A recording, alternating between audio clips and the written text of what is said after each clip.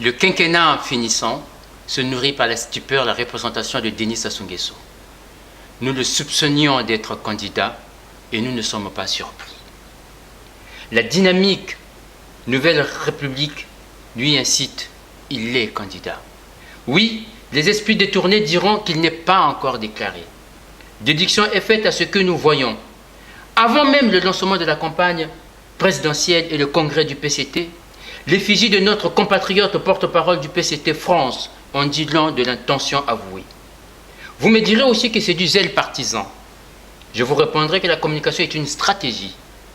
Ne me dites pas aussi que son excitation a dépassé les consignes internes.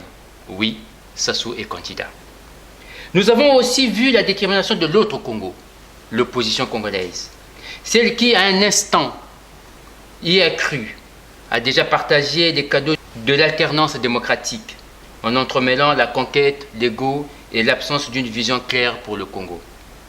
Pendant ce temps, un secteur vital de notre économie est dans l'incertitude, l'entreprise.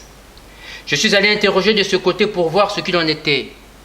J'ai pu constater l'abandon et l'absence totale, non seulement des réformes, mais surtout des process.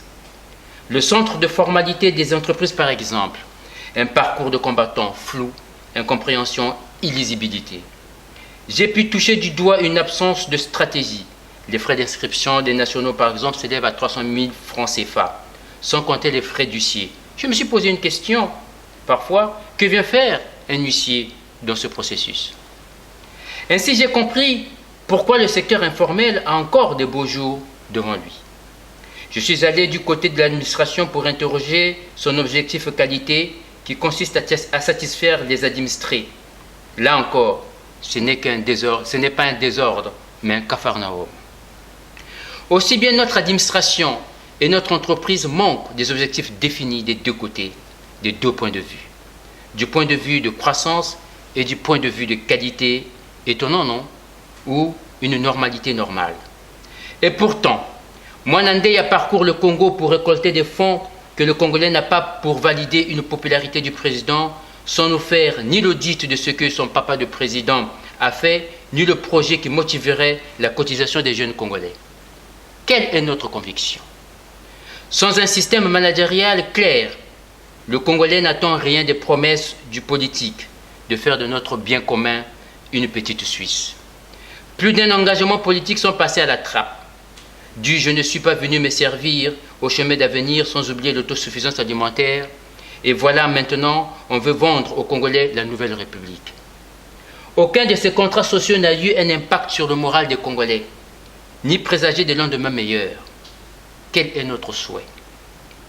Que pendant ces 65 jours restants avant les présidentielles 2016, que le président candidat nous explique. Voilà plus de 30 ans que nous attendons l'autosuffisance alimentaire. Voilà plus de 20 ans que nous attendons aussi l'eau et le courant. Voilà 20 ans que l'éducation nationale n'existe plus. L'émergence promise en 2015 a été reportée en 2035. En tout état de cause, peut-on être candidat sans être comptable de son bilan?